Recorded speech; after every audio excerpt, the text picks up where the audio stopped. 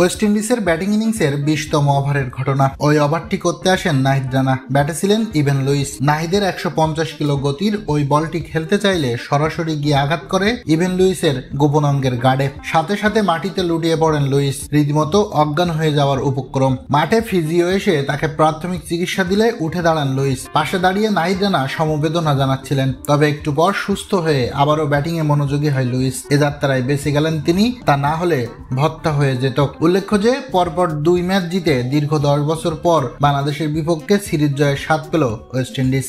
প্রথম ম্যাচে হারের পর সিরিজে টিকে থাকার ম্যাচে আগে ব্যাট করতে নামে বাংলাদেশ, যেখানে শুরু থেকেই অ্যাগ্রেসিভ হয়ে খেলতে থাকেন সৌম্য সরকার। তবে ইনিংস বড় করতে পারেননি।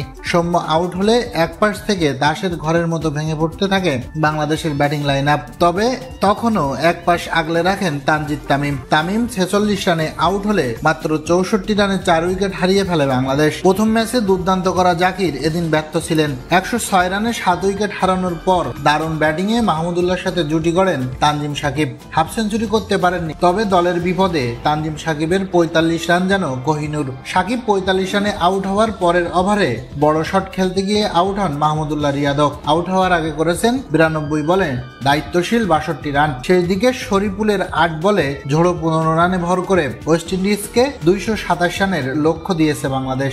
সেই জবাবে ব্যাট করতে নেমে শুরু থেকেই দেখে শুনে খেলতে থাকে উইন্ডিজ 2 ওপেনার। শেষ পর্যন্ত হেসে খেলে ম্যাচটি জিতে নিয়েছে ওয়েস্ট ইন্ডিজ 7 উইকেট হাতে রেখে। সেই সাথে 10 বছর পর বাংলাদেশকে হারালো ওয়েস্ট ইন্ডিজ। সিরিজের শেষ ম্যাচ জিতলে 10 বছর পর হোয়াইট ওয়াশ করবে বাংলাদেশকে। এখন দেখার পালা মান বাঁচাতে পারে কিনা বাংলাদেশ।